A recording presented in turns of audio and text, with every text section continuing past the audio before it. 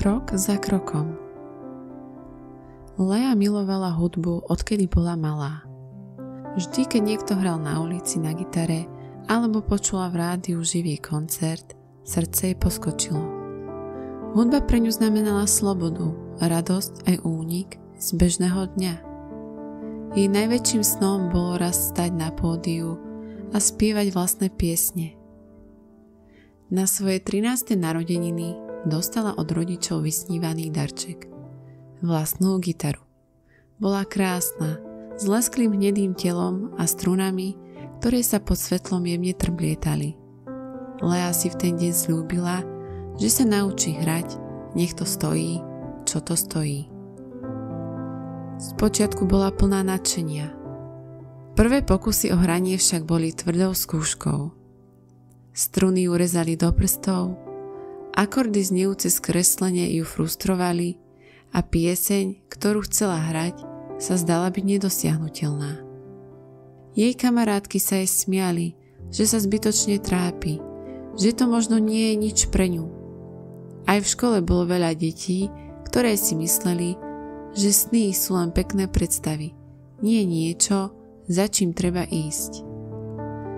Lea však cítila, že jej hudobný sen je viac než len rozmar. Nechcela sa vzdať. Tak si dala jednoduché, ale pevné predsavzatie. Každý deň cvičiť aspoň 15 minút, nech sa deje čokoľvek. Nie kvôli niekomu inému, ale kvôli sebe. Boli dni, keď pršalo a jej nálada bola pod psa. Boli dni, keď by radšej ležala a pozerala filmy, alebo išla von s kamarátkami. Ale Lea si vzala gitaru do rúk každý jeden deň. Postupne jej prsty zosilneli. Začala vnímať rozdiel. Akordy zneli čistejšie, rytmus sa ustálil, piesne začali mať melódiu. Jej mama si to všimla ako prvá, keď jedno popoludne vošla do jej izby a zostala ticho počúvať. Vieš, že hráš čoraz lepšie? Usmiala sa.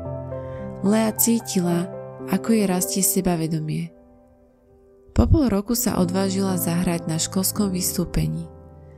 S trasúcimi sa rukami a búšiacim srdcom vyšla na pódium pred spolužiakov a učiteľov. Nebola to dokonalá hra, ale bola úprimná. A na konci sa ozval potlesk. Potlesk za jej odvahu, za každý deň, keď to nevzdala.